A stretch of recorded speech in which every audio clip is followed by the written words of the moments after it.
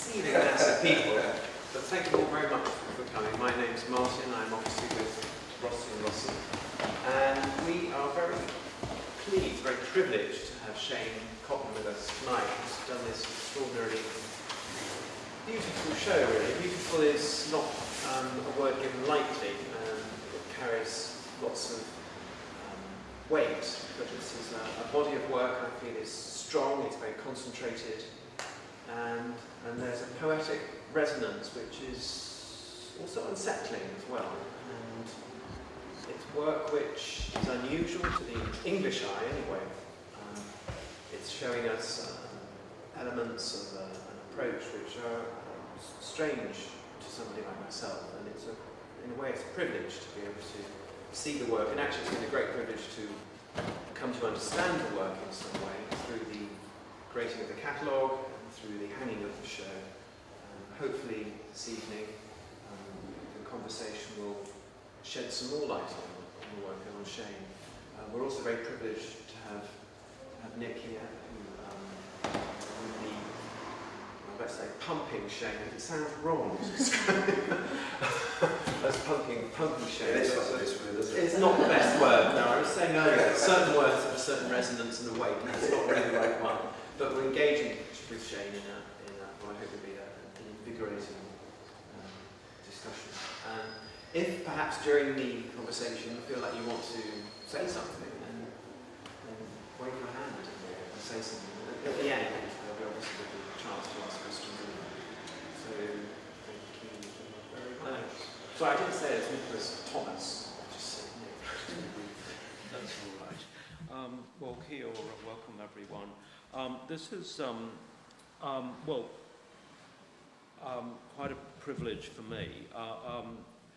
I started research on contemporary art, cultural history, colonial history, a whole set of issues in New Zealand almost 20 years ago.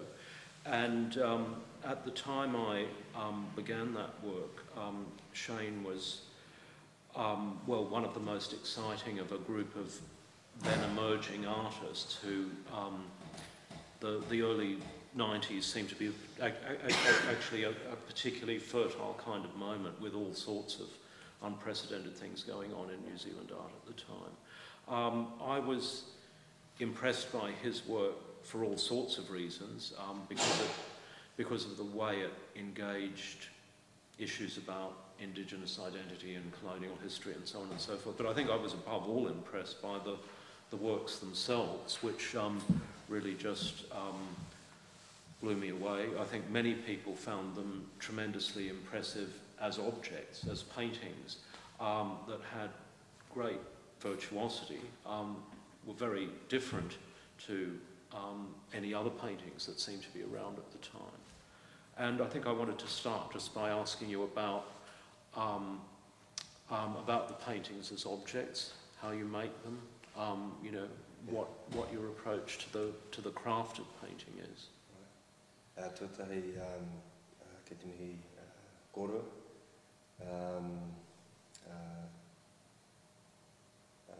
Nā ki nā tangata katoa,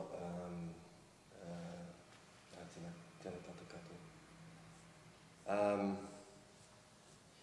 Yeah, right. I thought, you know, like it's always hard to try and, you know, you're sitting around your work and you're trying to work out, you know, where do you sort of start in terms of discussing it. And I always find a good place to start is actually just really sort of discussing the process in terms of how it's actually made. And one of the things I try and do, well, I'm sort of interested at the moment in terms of how I make work, is that I want to try and make it as economically as possible, in the sense that you know, I get the canvas delivered to my studio. Comes with the right, you know, it's obviously been primed with the right ground. The first thing I do is I put down a black ground, which is just like a black primer, and you know, I don't do too much to that, and then take out an airbrush and then just start laying down the imagery with the airbrush. And what I find is it's quite a cool technique, because it's either going to work or it ain't going to work. And if it doesn't work, then I go back to the beginning point, and out comes the black brush, and it just start again. But I sort of, the paintings I was doing previous to this, and the ones that Nicholas was just referring to, I was painting in oil, and they were quite sort of labour intensive. And there was a kind of a, not to say that I was you used the word sort of, what's the word you used? Virtuosity. Yeah. I wouldn't use that word to sort of describe what I was doing with them, but they were all paintings, and they took a lot of time, and there was a lot of sort of preparation that was involved in them. And I've sort of got to the point in my career now where, you know, I just like to speed the whole process up, and get the images presented in front of me to see whether they're going to work or they're not going to work. And if they're not going to work, the great thing about acrylic, for me anyway at the moment, is that I can completely obliterate it and start the process again. I can come in the morning and have this illusionistic skyscape by 3 p.m. on the same day, and then I can really start sort of adding imagery, you know, onto that surface. So, you know, I sort of, and I like the quickness. I like the kind of, there is a sort of an intuitive thing that happens in the work to a point. And, you know, I like Chuck Close in an interview recently. I was watching, said a thing about, you know, what was it about painting that appealed to him? And it was really about this kind of, the simplicity in the materials. You know, there's a couple of sticks which have a cloth wrapped around it, and then you just apply this coloured dirt to make these kind of, you know, to make these things which sort of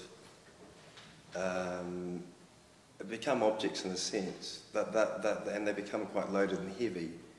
But there's a kind of I like the sort of economy in terms of how you achieve that. I don't really know what that's about, but it kind of like turns my wheels in terms of making art, you know. And actually, the whole process of painting for me is really about that kind of being able to sort of manipulate the paint, be it with a brush or air gun, and sort of coming up with these images that that sort of surprised me in some ways, you know. It's kind of like, it's an unknown, which that's what I'm sort of drawn to. Yeah. Yeah. Just to talk briefly about sort of where you started and where you've arrived at, the early works were very explicitly historical. I mean, you mobilised some wonderful imagery from 19th century Maori figurative painting, from the experiments that Maori artists engaged in with, you know, new kinds of imagery and technique, and you used those, some of those motifs along with all sorts of others to as I understood it, engage with the whole cross-cultural process and the impact of colonisation and, you know, what Maori did with it and all that sort of thing. And I'm just wondering, is that these works don't have those historical references, at least obviously, but are they still concerned with history and that whole colonial experience, or are they concerned with the past and memory in sort of more elusive kinds of ways? Yeah, they've kind of, when I did those early works, I mean,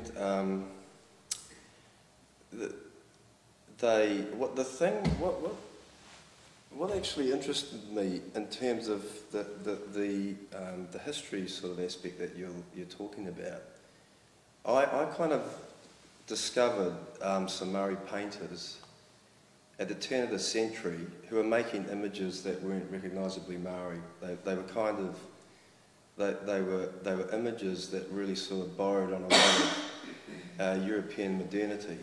And that sort of struck, I was really fascinated by it because there were parts and elements in the paintings that they were making which were Māori, but then they were kind of saying something that wasn't necessarily traditional, you know, and that kind of struck a chord with me. So I actually wanted to, in a way, it kind of gave me license to actually explore things that, you know, it didn't have to sort of shy away from that which was new. Because, you know, I didn't actually know much about it. I didn't have a great sort of, I came from a background that wasn't sort of customary in the Māori sense. And so it was kind of like, it provided a kind of pathway for me to sort of negotiate, you know, aspects of New Zealand history and, you know, the whole idea about colonisation, what actually post-colonisation was. But I didn't actually, people say to me, you know, those are history paintings, but it's my sense of history. If you looked at those paintings, you know, I can't describe those paintings as being historical documents because they're all wrong. They're wrong in the sense that I kind of had some factual material in there, but I also had fictional material in there. And sort of I changed things a wee bit, so I kind of played with history in that respect. But of course, you know, and that kind of gave me a style, it gave me a sort of concepts and ideas, and it allowed me to sort of investigate all that kind of theory, and it captured a moment in time at that period, you know, the early 90s, we were a wee bit niggly with each other. And so my work was kind of polemic in that sense. But this work here now is more just really very, very personal reflections on you know, ideas about spirituality, Māori European combinations of spirituality, you know, what sort of Māori words mean to me, and you know, I'm not sort of, they're really just kind of personal statements rather than sort of historical documents, although they have a kind of they have an anchor in history, but you know, hopefully I want them to be sort of something else, really. You know, I want them to sort of go beyond that and just be pictures. There's a question coming up. I just really am really noticing, like in Colin McCann's work, it's all about horizons everywhere and the landscape, and it's kind of like he owns the landscape of New Zealand, and there's not a horizon to be seen in this work, and yet there's a real resonance with the spirituality and some of the themes of that. Right. Sorry. No, I mean the horizon, the whole, yeah, no, that's a good point. I mean the horizon thing, and it's a feature, and I mean, you know, you don't have to travel too far in New Zealand before you reach the beach. Yeah. You know, you don't have to go too far before you can see the sea. And, you know, I think it's just, the works, like Colin McCann's, are actually just a reflection of that place, and what it is to be there. You know, there's no sort of landscapes in these works per se. Oh no, that's not true, there's rock faces there. But, you know, if you ever, yeah, obviously, you know, if you sort of, you have the sky in front of you, you know, there's got to be something, you know, that the land's just slightly beneath it. It's not like it's, I really like them because it's like you found a new space that gets around that ownership of history. right, that's nice.